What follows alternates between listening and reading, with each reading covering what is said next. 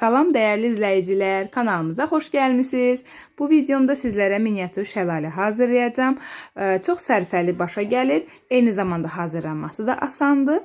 Mən adi çınqıllardan, daşlardan istifadə elədim. Yəni böyük daşlar, bunlar xüsusi dekor daşlarıdır. Bunları isə həyətdən götürmüşəm.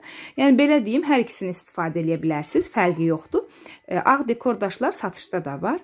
Əvvəlcə 2 ədəd biraz böyük daşı üst-üstə yapışdırıram. Kardonun üzərinə olar, adi istənilən bir rəngli kağızın üzərinə yapışdıra bilərsiniz, fərqi yoxdur. Əgər istəsəz, mavi kağızın da üzərinə yapışdıra bilərsiniz. Daşların arasına biraz çim yapışdırdım. Kənar hissələrdə yosun görüntüsünü əldə eləmək üçün. Və mavi boyam var. Gölməçə hazırlamışdım. Onu boyanda istifadə eləmişdim. Ağ və göy rəngləri qatdım. Şəlalə üçün əlinizdə belə plastik şüşə varsa daha yaxşı olar. Şəlalənin qabarıq formada qalmasına kömək eləyəcək. İstədiyiniz formada yapışdıra bilərsiniz. Düz şəkildə və yaxud da birbaşa necə deyim, şəlalənin qabarıq formada daha gür axması üçün istədiyiniz formada yapışdırın. Əvvəlcə qurusun, daha sonra üzərinə kley tökəcəm. Bu şəffaf kloku mən hədiyyə qutularının, oyuncaq qutularının üzərində içindəki oyuncaq görünməsi üçün kardonun bir hissəsini şəffaf eləyirlər ki, içində nə olduğu görünsün. Elə qutuların üzərini saxlayıram. Belə miniatürlərdə çox işimə yarayır. Kley tökəndən sonra isə sadə düz formada qalmasını istəmirəm. Ona görə biraz belə diş çöpü ilə çıxıntılı elədim ki, yəni tam səliqəli formada deyil, suyun axdığı yer, töküldüyü yer sanki su sıçrayır kənara. O formanı almaq üçün biraz diş çöpü ilə kənar hissələrə forma verirəm. Onu da deyim ki, kley qaynardı bildiyiniz kimi bu kloku əridə bilir. Yəni nə qədər belə qart da olsa, bərk də olsa yumşalır.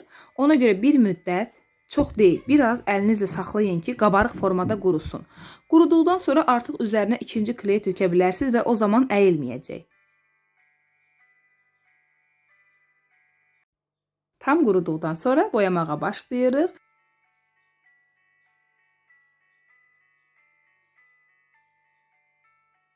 Boyanı mən bir qat çəkdim. Quruduqdan sonra ikinci qatı çəkəcəm. Və kənar hissələri boyamağa başlayıram. Onu da deyim ki, gördüyünüz kimi kleyi hələ kağızın üzərinə çox tökməmişəm. Sadəcə halqa hissələri tökmüşəm.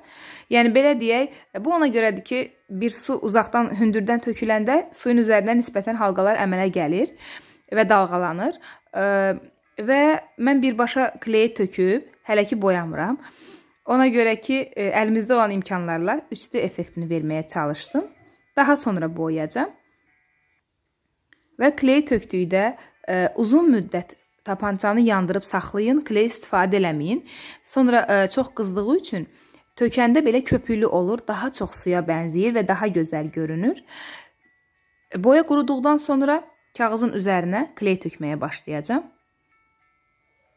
Və onu da deyim ki, mən ona görə birbaşa tökmədim ki, kleyin altında qalsın boya. Belə olduqda suyun tonu, yəni bir neçə mavinin çalarını əldə eləmək olur. Dediyim kimi, əlimizdə olan imkanlarla 3D effektini yaratmağa çalışdım. Kleyi boyanın üzərinə tökəndə, yəni halqalarla nisbətən su arasında rəng tonu fərqi alınır. 2 çalar alınır, belə deyək. Aşağıda, kleyin altında qalan boya başqa cürdür və boyanıb üzərinə kley töküləndə başqa formadır. Bacardığım qədər videoda onu sizlərə göstərməyə çalışacağım. Şəlalənin ancaq töküldüyü hissəni belə girintili, çıxıntılı eləyirəm. Bütün hissəni yox, yalnız suyun töküldüyü hissə su kənarlara sıçradığı üçün bu formada elədim.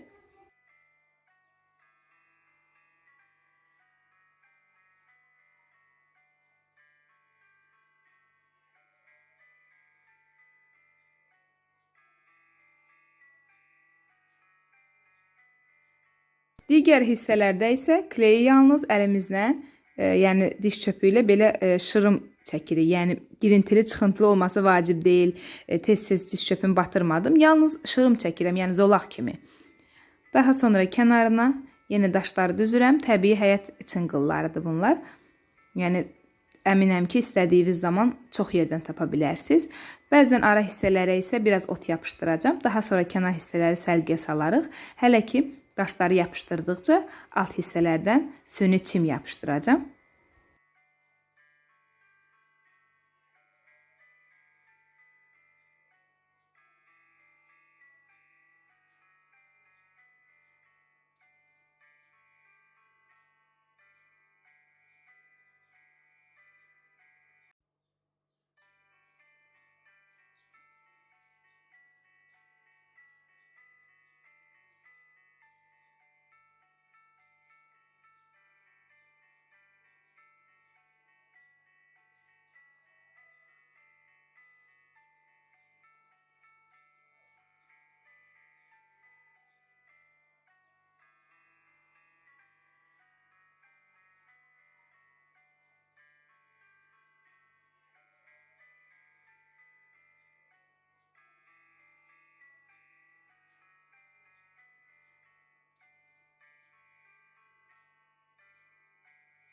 İndi isə şəlalənin kənarına bir neçə qamış hazırlayacağım.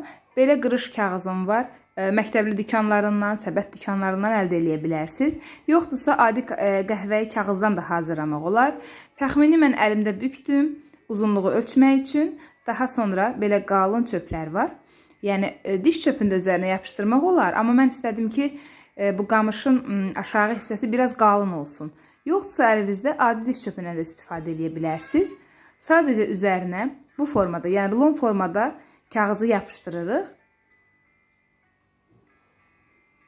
Və aşağı hissəyə yaşıl ip yapışdıracağım. Mənim ipim bu rəngdədir.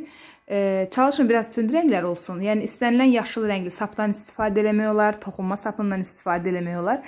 Heç biri yoxdursa yaşıl lentdən də istifadə eləmək olar. Yəni əlinizdə olan istənilən yaşıl rəngli materialdan istifadə edə bilərsiniz. Belə deyim, yaşıl lentdən də gözəl alınır.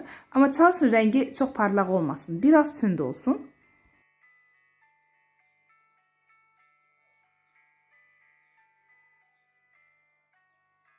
Daha sonra yarpaqları yapışdırırıq. Məndə belə yaşıl yarpaqlar var. Tam qamışın yarpaqlarına bənzəyir.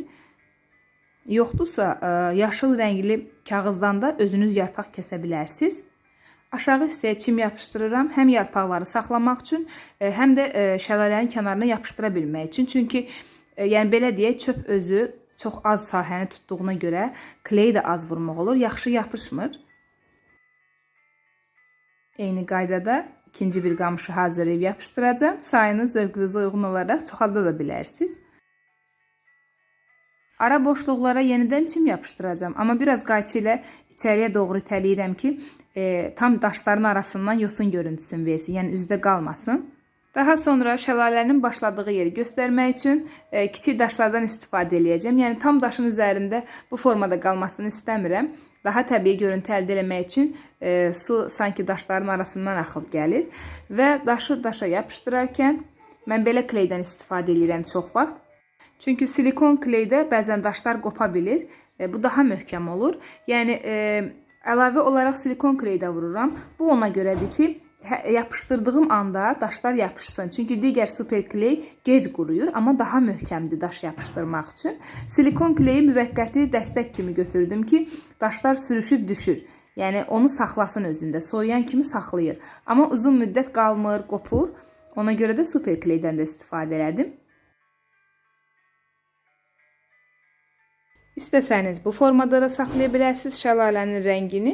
Mən tünd göydən biraz ara hissələrə rəng çaları vermək istəyirəm. Yəni belə deyim, bu göy boyaya ağ qatıb mavi rəng əldə eləmişdim. İndi birbaşa özündən ara hissələrə çalar verəcəm.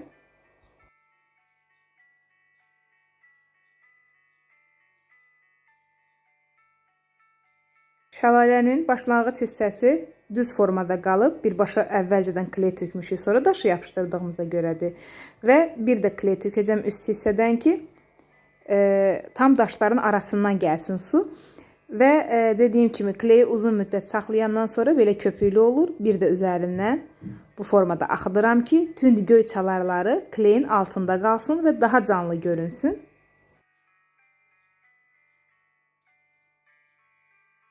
Miniatür şəlaləm tam hazırdır. Videomuzu izlədiyiniz üçün təşəkkürlər. Sağ olun. Növbəti videolarda görüşənədək.